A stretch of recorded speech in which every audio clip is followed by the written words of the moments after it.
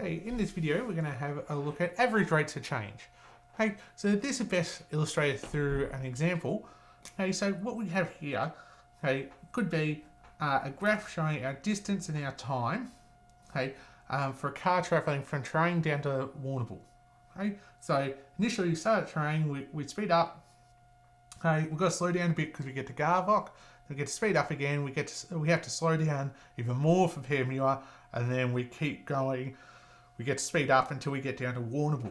Okay, so that trip might take us 30 minutes. Okay, and we're traveling a distance of 45 kilometres. Now, it's not a linear relationship at all here. Okay, we might have had some sections that were linear, but overall, it's this wiggly sort of function. Okay, but that doesn't mean that we can't work out what our average rate of change might have been.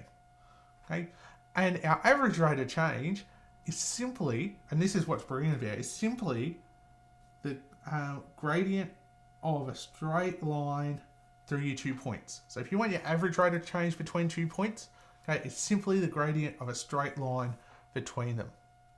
Okay, so, and this would make sense. When you think about it, okay, this makes sense. If you want to work out what your average rate of change is, okay, all we're going to do, and in this case that's velocity, okay, because we're distance time, so our rate of change gives us our velocity, we simply do our 45 kilometres that we travelled over our 30 minutes. If we like, we might go 0.5 hours, is going to give us an answer of 90 kilometres per hour. It is our average speed, okay, as we travel from Terang to Warrnambool. Okay? Now we need to think a little bit more formally about this, okay, but again, all we need to think about, now the textbook states a little bit differently, so we've been looking at rate of change or our gradient as y2 minus y1 over x2 minus x1. Okay, where we had our point down here, this would have been, sorry, we're at 0, 0, this one would have been our x1, y1, and up here would have been x2, y2. Okay, but we're seeing functions now, so we need to think about using function notation. Okay, so what we're going to say is our average rate of change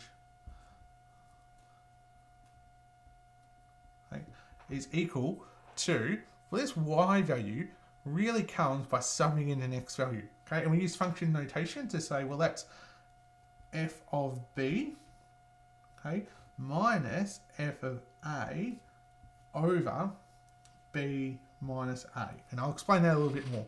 Okay, so essentially what we're saying is that we've got some function, f of x, okay, that is going to represent this linear line. So we'd say mx plus c. Okay, we've subbed in a b value, so that means that we're going to be b here, and down here this would be point A. So we're subbing in f of b, so we're subbing in b into f to get f of b. Okay, and that's really that y value. Okay, so we sub in b into our function, we're going to get f of b. Similarly, and that's our equivalent to our y2 value. Similarly, we sub in a into our function. Okay, we're going to get f of a. Okay, and then we're going to do our b minus a, which is the same as x2 minus x1. Okay, so that's the only real difference in this, okay, is that we're seeing our function notation. So if you like, I can relabel this point up here as the point b, f of b.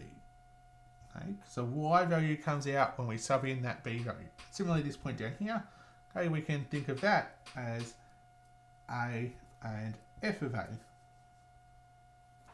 Okay, and that's actually a really important idea, is remembering that the coordinates of a y value, okay, come out because of subbed in this x value.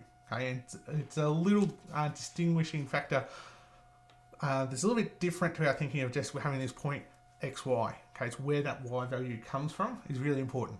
Okay, so this is what we're looking at. Okay, it's just simply finding the gradient, okay, of a straight line that joins our 2 points. That gives us our average rate of change. Okay, so we're not really applying any new skills. It's just realizing that those skills can be applied in a different way. So yeah, hopefully that'll get you through your work in this section.